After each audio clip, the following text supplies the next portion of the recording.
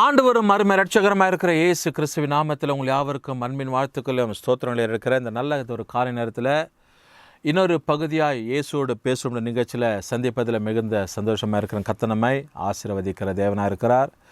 இன்றைக்கு கர்த்தர் நம்மோடு கூட இடைப்படுகிறவரும் பேசுகிறவமாக இருக்கிறார். அதனால் இந்த வார்த்தைகளை கவனிங்க. கர்த்தர் நம்மை ஆசீர்வதிப்பார். அநேகர் இதை கேட்குறாங்க, பார்க்குறாங்க.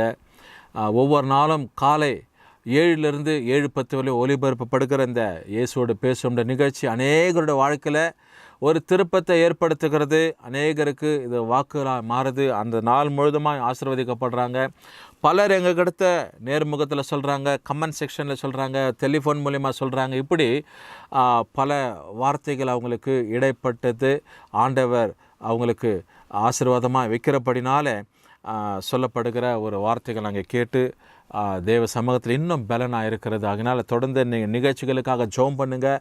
மற்ற நிகழ்ச்சிகளும் ஒளிபரப்பப்படுகிறது. ஒவ்வொரு நாளும் சுவிசேஷம் என்ன ஒரு நிகழ்ச்சிங்க. அதுக்கு பிற்பாடு இட்டர்னல் லைஃப், நித்திய வாழ்க்கைன்னு சொல்லப்படுகிற பரலோகத்துக்குரிய காரியங்களே அருமையான நம்முடைய எவாஞ்சலிஸ்ட் பால் பில்லிகிராம் ஐயா அவங்க இந்த தொலைக்காட்சி நிறுவனர், அவங்க ஒவ்வொரு நாளும் பேசுகிற ஆண்டவர் என்னெல்லாம் வெளிப்பாடு கொடுக்குறாதன்படி ஒளிபரப்பப்படுகிற அநேக காரியங்கள் நிகழ்ச்சிங்க பலருக்கு ஆசீர்வாதமாக இருக்கிறது.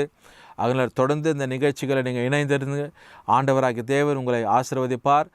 மற்ற காரியங்களையும் நீங்கள் பொறுப்பெடுத்து உங்களுக்கு ஏதாவது விண்ணப்பங்கள் இருக்கும், நீங்கள் ஜபித்து கொள்ளணும்னா கீழ்கண்ட உங்கள் எண்களுக்கு நீங்கள் தொடர்பு கொள்வீர்களானால் 24 மணி நேரமும் உங்களுக்காக ஜெபிப்பதற்கு ஊழியக்காரர்கள் ஆயத்தமாக இருப்பார்கள். கர்த்தர் தொடர்ந்து நம்மை ஆசீர்வதிப்பார். இந்த நாளில் ஒரு முக்கியமான வசனத்தை நம்ம பார்க்க போகிறோம். சங்கீதத்தின் புத்தகம் 9வது சங்கீதம், book of Psalm 9 and verses 10. ஆண்டவர் சமூகத்தில் நம்ம இன்றைக்கு இந்த வார்த்தை என்ன சொல்லுது பாருங்கள். வசனத்தில் சிறுமைப்பட்டவர்களுக்கு கர்த்தர் அடைக்கலமானவர், நெருக்கப்படுகிற காலங்களில் அவரே தஞ்சமானவர்னு சொல்லி. அதனால சிறுமைப்பட்டவர்களுக்கு, த அஃப்ளெக்டட் ஒன், சிறுமைப்பட்டு பலவீனப்பட்டு போராட்டத்தில் வாழ்ந்து கொண்டு இருக்கிற அவர்களுக்கு கர்த்தர் எப்படி இருக்கிறார்னா அடைக்கலமாக இருக்கிறார். அடைக்கலம்னா அவர் தான் எல்லாத்துக்குமா என்று சொல்லப்படுகிற ஒரு காரியங்கள். அருமையானவர்களே, இந்த காலை நேரத்தில் பாருங்கள், ஆண்டவர் சிறுமைப்பட்டவர்களுக்கு ஏதோ ஒரு காரியத்தில் நீ போராட்டமாக இருக்கிற, சிறுமைப்பட்டு இருக்கிற அப்படின்னா உனக்கு ஆண்டவர் அடைக்கலமாக இருக்கிறார். ஒரு பெரிய புகலிடமாக நீ ஒளிந்து கொள்ளுகிற ஒரு இடம், மறைவிடமாக மறைந்து கொள்ளுகிற, அடைக்கப்படுகிற, சேட்டைகளின் கீழே ஒளித்து வைத்து கொள்ளப்படுகிற அப்படிப்பட்ட ஒரு சூழ்நிலையாக தேவன் உனக்கு இருக்கிறார் என்று சொல்லி வசனத்தை நாம் வாசிக்கிறோம். ஆகவே சிறுமையில் வாழுகிற, ஏதோ ஒரு காரியம் உனக்கு அப்ரோச்சாக இருக்குது, உனக்கு பயங்கரமான ப்ரெஷராக இருக்குதுனாக்கா தேவன் உனக்கு எப்படி இருக்கிறார்னா refuge. The Lord is refuge. பிரச்சனை வருகிற சமயத்தில் அதற்கு கீழே இருக்கிற வசனத்தில் 10வது வசனத்தில் வாசிக்கிறோம், கர்த்தாவே உம்மை தேடுகிறவர்களோ நீர் செவி கொடுக்கிறது இல்லை, ஆதலால் உமது நாமத்தை அறிந்தவர்கள் உம்மையே நம்பி இருப்பார்கள் என்று சொல்லி.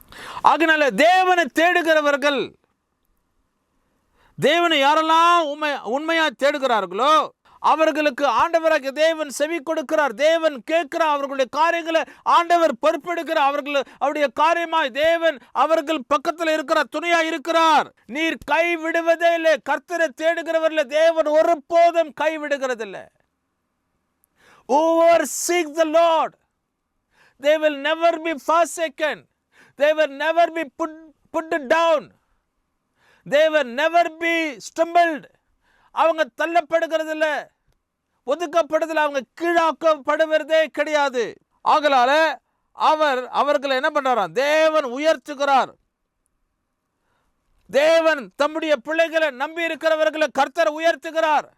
அவர்தான் நம்பிக்கையானவர், அவர்தான் அடைக்கலமானவர் சொல்லி 9வது வசனத்தில் 10வது வசனத்தில் வாசிக்கிறோம். சங்கீதம் 9. எனக்கு அருமையான தேவ ஜனமே, இந்த கால நேரத்தில் கர்த்தர் உனக்கு அடைக்கலமாக இருப்பார். தேவன் உன் பட்சத்தில் இருப்பார். தேவன் உனக்கு துணையா இருப்பார். எதுக்கும் நீ யோசிக்காது, நீ கலங்காது. ஆண்டவர் நம்ம ஒரு நாளும் கைவிடவே மாட்டார். இதுதான் நமக்கு ஆண்டவர் கொடுக்கப்படுகிற இந்த நாளுக்குரிய ஒரு வார்த்தையா இருக்கிறது. ஏதோ சூழ்நிலை கைவிடப்பட்ட நிலைமையில இருக்கிறேன்னு, யாரும் என்ன விசாரிக்கிறதுக்கு இல்லை, யாரும் என்ன அப்படியே கண்டு கொள்ளவதில்லையேன்னு சொல்லி மனசுல குழப்பத்தோடு கூட யோசனையிலோடு கூட இருக்கலாம். தேவன் இன்னைக்கு உன்னை கைவிடாத படிக்கு பாதுகாக்கிற தேவனா இருக்கிறார். கர்த்தாவே, உம்மை தேடுகிறவர்களை நீர் கைவிடுவதில்லை.